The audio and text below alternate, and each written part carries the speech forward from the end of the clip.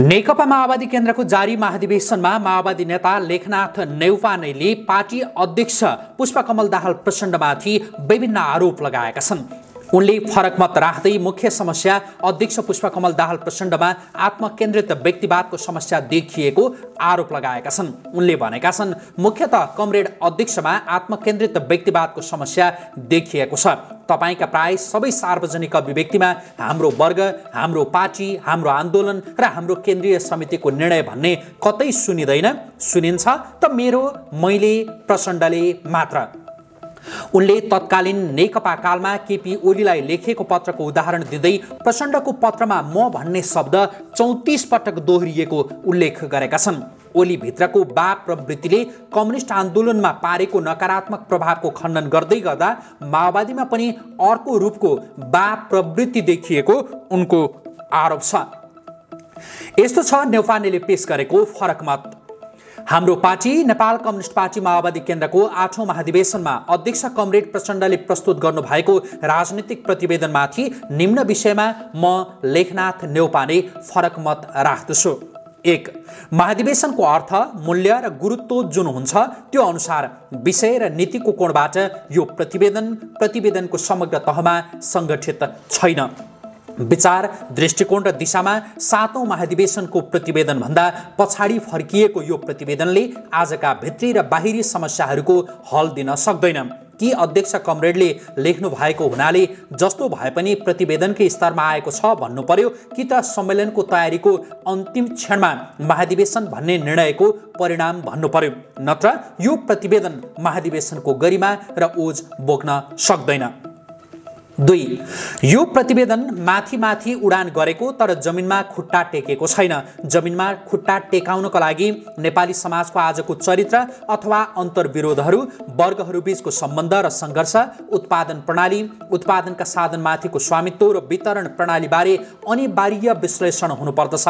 त्यसैगरी तीव्र रूपमा भइरहेको आन्तरिक बसाइसराई र यसले उत्पादन र राजनैतिक आन्दोलनमा पारेको दोहोरो नकारात्मक प्रभाव, विश्व श्रम बजारमा जाने नेपाली जनशक्ति र यसले पैसासँगै राजनीतिक धारणा एवं मतदानमा परिरहेको प्रभाव, विदेश पढ्न जाने विद्यार्थीहरूको बढ्दो सङ्ख्या र राम्रो जीवनको खोजीमा विश्वका विभिन्न देशमा जाने नेपाली युवाहरूको एकमात्र लक्ष्य, देशभित्र रहेका किसान, श्रमिक, अति गरिबीको रेखामुनि 23% र गरिबीको रेखामुनि एवं हामीले भन्ने गरेको सर्वहारा वर्गको आकार र अवस्था आदिबारे खोज, अध्ययन र निष्कर्ष बिना न प्रतिवेदन जमिनमा टेकेको हुन्छ, न त प्रतिवेदनको शीर्षक समाजवादको नेपाली बाटोलाई सही सिद्ध गर्न सकिन्छ। 3. यो प्रतिवेदनले वाम बाटो समातेको छैन।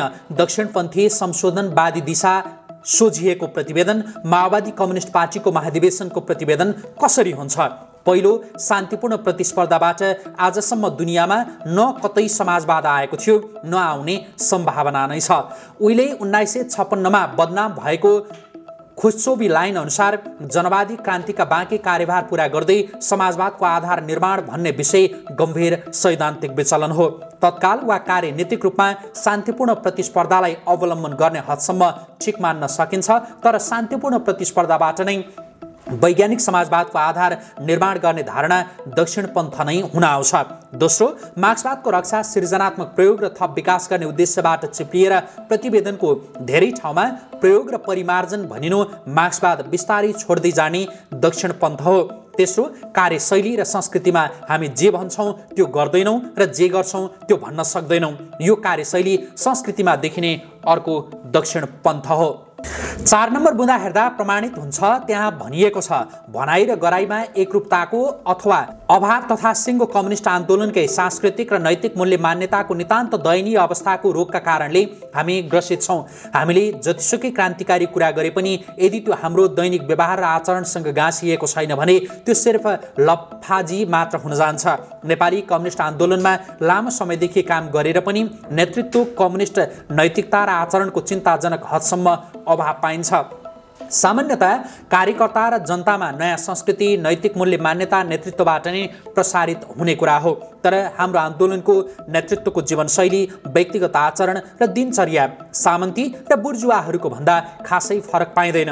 अझ कतिपय अर्थमा त त्यो जस्तो कि भन्ने गरिन्छ, बुर्जुवा मानवतावादीको भन्दा पनि तल रहने गरेको छ। बोलीको ठेगाना नहुने, निम्न स्तरको झुटो बोल्ने, आर्थिक हिनामिना गर्ने, भ्रष्ट यौन आचरण प्रदर्शन गर्ने, आफ्ना निम्ति विशेष सुविधाको माग गर्ने, सङ्गठनमा जालजेल र षड्यन्त्र गरेर नेता बनिरहने, तानाशाही र उदारवादी बन्ने, सङ्गठनलाई आफ्नो व्यक्तिगत पेवा र सम्पत्ति सम्झने, बाहिर सर्वहारा आदर्शको कुरा गर्ने, भित्र लुकीछिपी जस्तोसुकै भ्रष्ट काम पनि गर्न पछि नपर्ने जस्ता नितान्त सामन्ती र बुर्जुवा नैतिकता हाम्रो आन्दोलनको नेतृत्वमा छरपष्टै देखा पर्ने गरेका छन्। जबसम्म आन्दोलनको नेतृत्व यस किसिमका घातक र व्यक्तिवादी प्रवृत्तिबाट मुक्त हुँदैन, तबसम्म जनताको क्रान्तिकारी आन्दोलनको नेतृत्व गर्ने र समाजलाई बदल्ने भन्ने कुरा ढाँट कुरा र दिन काट्ने र काल पर्खने काम सिवाय केही हुँदैन। गतकालमा पार्टीमा अनावश्यक टुटफुट पार्ने, गुटबन्दी र षड्यन्त्र गर्ने कामको मूलमा नेतृत्वको सामन्ती र बुर्जुवा चिन्तन पद्धति र कार्यशैली प्रमुख रूपमा जिम्मेवार रहने गरेका छन्। पार्टीले यो प्रश्नलाई पूर्ण गम्भीरताका साथ लिएर समाधानका उपायहरूको खोजी गर्नुपर्दछ। अन्यथा घुमिफिरी रुम्जाटार भने झैँ हामी पनि संशोधनवादकै खाडलमा जाकिने कुरामा शङ्का रहन्न। पार्टी सानो हुँदा, सत्तामा नहुँदा एवं स्रोत र साधनमा कमजोर हुँदाका समस्या त त्यति डरलाग्दा थिए भने आज ती तिनै चिजमा डुबेको बेला समस्या 1000 गुणा नकार रूपमा बढेका छन्। जिम्मा कसले लिने हो? 4. बनी बनाऊ बुर्जुवा राज्य सत्ता अन्तर्गत हामी सरकारमा गएर समाजवादको आधार निर्माण गर्ने तरिका मौलिक होइन, बरु मार्क्सवाद विरोधी हो। पहिलो, हाम्रै अनुभव छ कि जनयुद्धबाट आएर पहिलो चुनावमै त्यत्रो तागतसहित हाम्रै नेतृत्वमा सरकार बन्दा समेत जाबो एउटा सेनापति र पशुपतिको भट्ट फेर्न सकेनौँ। दोस्रो, चुनावबाट आएको भेनेजुएलाका चावेज जो कम्युनिस्ट होइनन्, वामपन्थी मात्र थिए, उनले 1998मा निर्वाचित भएपछि पहिलो घोषणामा 22,000 अमेरिकी सेनालाई 24 घण्टाभित्र भेनेजुएला छाड्ने आदेश दिए र अमेरिकासँगको सैन्य सम्बन्ध अन्त्यको घोषणा गरे। अल्मुनियम र तेलमा भएको वैदेशिक लगानीको अन्त्यको घोषणा गर्दै राष्ट्रियकरण गरे र भूमि सुधार लागू गरेर जमिनदारहरूको जमिन किसानहरूलाई वितरण गरे। तर सैन्य रणनीति अन्तर्गतको MCC परियोजनाप्रति हाम्रो लसपस र अस्वीकार्यको स्पष्ट धारणा नआउनु साथै माओवादी कम्युनिस्टहरूको नेतृत्वमा बनेका सरकारहरूले एकपटक पनि औपचारिक रूपमा कुख्यात सुगौली सन्धि लगायत अन्य असमान सन्धिबारे चुसम्म नबोल्नु जनवादी क्रान्तिका बाँकी कार्यभार पूरा गर्ने सन्दर्भसँग बाजिन्छ। आगामी दिनमा सरकारमा गएर जनवादी क्रान्तिका बाँकी कार्यभार र समाजवादी आन्दोलनको नेतृत्व गर्ने सैद्धान्तिक र व्यवहारिक धरातल हाम्रो आजको राजनीति लाइनले सुरक्षित गर्दैन। 5. 2063 पछि हाम्रो नेतृत्वमा 3वटा सरकार बने, साथै त्यस अतिरिक्त प्राय सबै सरकारमा हामी सहभागी छौँ। एउटै पात्र पटकौँ मन्त्री बनेको छ। उनीहरूको न पारदर्शिता र कार्य सम्पादन सहितको मूल्याङ्कन छ, न त गणना गर्न लायक जनताले अनुभूत हुने गरी गुणात्मक कुनै काम नै भयो। हाम्रै नेतृत्वमा प्रादेशिक सरकार छन्, तिनीहरूले अरू पार्टीले नेतृत्व गरेको सरकारभन्दा फरक के काम गरे? स्थानीय सरकार हामीले जितेको ठाउँमा एउटा नमुना पालिका सरकार कतै छ? यसको निर्मम समीक्षा नगरी सरकारदेखि सरकारसम्मको गोल चक्करले हामीलाई बदनाम मात्र बनाउँछ। जसरी सन् 1959 को क्युबाली क्रान्तिभन्दा अघि सरकारमा गएका कम्युनिस्ट नेताहरूले गरेको भ्रष्टाचारले कम्युनिस्ट भन्ने शब्द नै घृणाको पर्याय बनेको थियो। त्यसकारण त्यहाँ कम्युनिस्टको नाममा क्रान्ति गरिएन, बरु क्रान्ति सम्पन्न भएपछि फिडेलहरूले आफू कम्युनिस्ट भएको सार्वजनिक गरे। हाम्रो तर्फबाट मन्त्री भएकाहरूको कुरा छाडौँ, मन्त्रीका अधिकांश प्रियहरूको मात्र सम्पत्ति छानबिन गर्ने हो भने बदनामीको डरलाग्दो चित्र देखा पर्दछ। यसलाई पुराका पुरा सच्याइएन भने सरकारमा गएर समाजवादको आधार निर्माण गर्ने कुरा काल्पनिक मात्र होइन, बदनामीको माध्यम हुनेछ। 6. हाम्रो आन्दोलन ओह्रालो लाग्नको र जनतासँगको सम्बन्ध कमजोर हुनको मुख्य कारण पार्टीका नेताहरूको अपारदर्शी आर्थिक जीवन हो। हामीमाथि भ्रष्टाचार, कमिसन, घुस मार्फत अकुत सम्पत्ति थोपरेको गम्भीर आरोप छ। हाम्रो जीवनशैली र परिवार एवं नातागोताको फुर्ती हेर्दा अर्थमोह होइन भन्ने ठाउँ छैन। सम्पत्तिमाथिको निजी स्वामित्वको अन्त्य गर्दै समाजवादी र साम्यवादी समाज निर्माण गर्ने चेतना र आन्दोलन सीमित नेताहरूको वर्ग उत्थानमा गएर बदनाम हुने कुरो कसरी सहन सकिन्छ? त्यसकारण हाम्रा नेताहरू, जनप्रतिनिधिहरू र लाभको पदमा गएका सदस्यहरूको सम्पत्ति छानबिन गर्न तत्काल पार्टीभित्र समिति बनाऊ।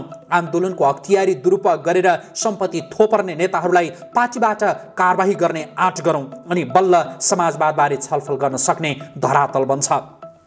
7. एकातिर हामीले दलाल पुँजीवाद विरुद्ध लड्ने कुरा गरेका छौँ भने अर्कोतिर दलाल पुँजीवादको घोडा चढेर दौडिरहेको उदार पुँजीवादी शक्तिसँग रणनीतिक मोर्चा बनाएर अघि बढ्ने प्रगोग र घोषणामा छौँ।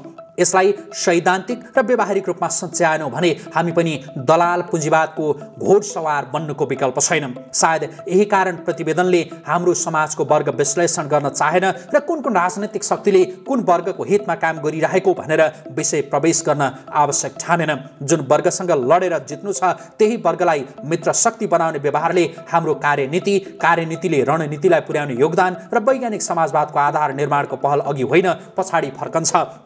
साथै यसले वर्ग सङ्घर्षलाई अस्वीकार गर्दछ। जब वर्ग विश्लेषण र वर्ग सङ्घर्षमा हामी मौन वा निष्क्रिय हुन्छौँ तब पार्टीमा अन्तरसङ्घर्षविहीन मान्छेहरूको झुन्ड मात्र बाँकी रहन्छ। अन्तरसङ्घर्षविहीन पार्टी मृत पार्टी हुन्छ जुन माओवादी हुनै सक्दैन। 8. दलाल पुँजीवाद विरुद्ध लड्ने पार्टीले सबभन्दा पहिला त्यो प्रवृत्तिबाट मुक्त सङ्गठन नेता कार्यकर्ता निर्माण गर्नै पर्छ। पसिना बगाएर वा उत्पादनसँग जोडिएका श्रमशील नेता कार्यकर्ता समाजवादका खास आधार हुन्। श्रम नगर्ने वा उत्पादनसँग नजोडिएका नेता कार्यकर्ताको सघनता जब पार्टीमा देखा पर्दछ तब त्यहाँ दलाल पुँजीले हैकम चलाउँछ। बिना पसिना उत्पादनसँगको बिना सहकार्य दैनिक लाखौँ गरिने हाम्रा नेता कार्यकर्ताहरूको खर्चको स्रोत के हो? हामीमाथि विरोधीले आक्रमण गर्ने हतियार यही हो। यसकारण दलाल पुँजीसँगको हाम्रो हितैषी सम्बन्धलाई व्यावहारिक अन्त्यको घोषणा, उद्योग व्यापारबाट सम्पत्ति कमाएको तबकालाई पार्टी समर्थक समूहमा झार्ने कार्यक्रम र बिचौलिया धन्दाबाट सम्पत्तिवाल बनेको वर्गलाई पार्टीबाट निकाल्ने दृढताले मात्र हामी मार्क्सवादी बन्न सक्छौँ। आधारभूत वर्ग धरातलमा हाम्रो आन्दोलनले खुट्टा टेक्छ। यसरी मात्र दलाल पुँजीवादका विरुद्ध लड्ने कार्यनीति कार्यान्वयन गर्ने ठाउँमा उभिने नैतिकता राख्दछौँ। 9. एमालेसँगको एकता सबै कोणबाट सही थियो भन्ने विषय प्रतिवेदनमा उल्लेख गर्ने कुरो समग्रतामा सही छैन।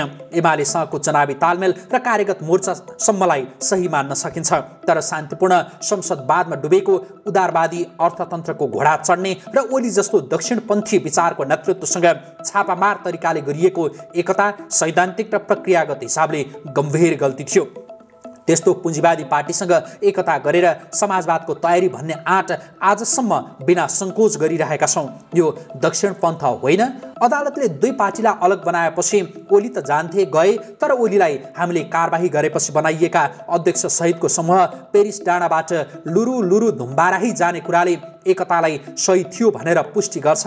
त्यसकारण त्यो गल्ती सामान्य उदारवादी कार्यशैलीमा मात्र सीमित थिएन, यसमा कमरेड प्रचण्डभित्र विकास भइरहेको व्यक्तिवादी अराजकता र संसदवादी रुझान पनि जिम्मेवार छ। 10. हामी सबै मुख्यतः कमरेड अध्यक्षमा आत्मकेन्द्रित व्यक्तिवादको समस्या देखिएको छ। तपाईँका प्राय सबै सार्वजनिक अभिव्यक्तिमा हाम्रो वर्ग, हाम्रो पार्टी, हाम्रो आन्दोलन र हाम्रो केन्द्रीय समितिको निर्णय भन्ने कतै सुनिँदैन। सुनिन्छ त मेरो, मैले, प्रचण्डले मात्र। यसको एउटा उदाहरण तपाईँले नेकपा कालमा केपी ओलीलाई लेखेको पत्रमा म भन्ने शब्द 34 पटक दोहोरिएको छ भने हामी भन्ने एक ठाउँमा मात्र।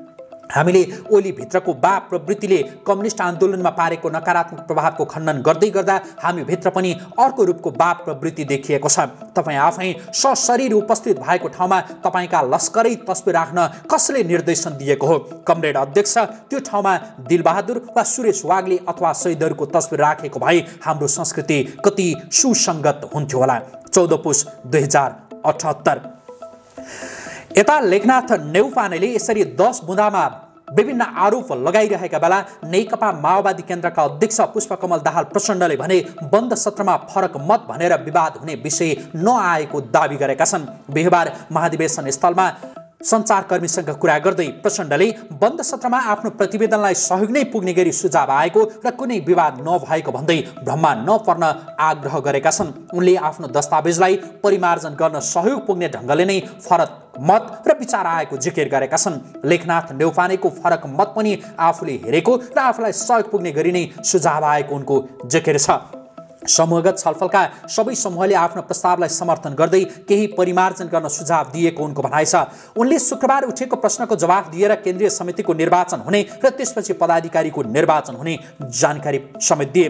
प्रचण्डले महाधिवेशन व्यवस्थित र अनुशासित रूपमा अघि बढिरहेको जिकिर गरेका छन्।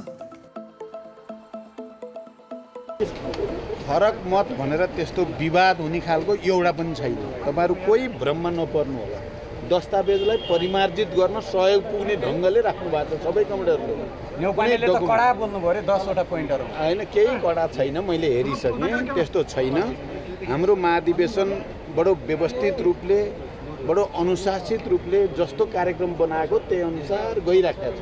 तपाईहरुले पनि देख्नुभयो होला, उद्घाटन सत्रदेखि बन्द सत्र सुरु भएपछि दस्तावेज प्रस्तुतिकरण, त्यसपछि ग्रुप विभाजन, ग्रुपमा बडो विहङ्गम दिनभरि छलफल गर्नुभयो कमिटीहरूले र हिजो र आज ग्रुप डिस्कसनको रिपोर्ट चाहिँ विहङ्गम रूपमै प्रस्तुत भयो र दस्तावेज प्रति सबै ग्रुपको आम रूपमा समर्थन छ। त्यसलाई परिमार्जन गर्न के गर्नुपर्छ भन्ने पनि सबै ग्रुपले बडो मेहनत गरेर यहाँ सुधार गर्नुपर्छ, यहाँ पुगेको छैन, यहाँ पुगेको छ भन्ने पनि छ। दस्तावेजको मूल स्पिरिटप्रति जोडदार समर्थन गर्दै सबै 24 ग्रुपले क्लियर हुनु होला। फेरि यहाँ बाहिर कन्फ्युजन तपाईहरुले नपार्नु होला बेकारमा। हाम्रो अलि अर्कै खालले गइरहेको छ यो महाधिवेशन र अब भोलि हामी चाहिँ स्पष्टीकरण हुन्छ अध्यक्षको चाहिँ मूल रूपमा हामीले उठेका प्रश्नहरूबारे स्पष्टीकरण हुन्छ, त्यसपछि केन्द्रीय समितिको निर्वाचन हुन्छ। अध्यक्ष नेतृत्व चाहिँ कसरी हाले नि त केन्द्रीय समितिको निर्वाचन हुन्छ, त्यसपछि पदाधिकारीको निर्वाचन। महासचिवमा रोचक भिडान्त जस्तो छ छैन, त्यस्तो केही छैन, त्यस्तो विकल्प सोच्दै हुनुहुन्छ।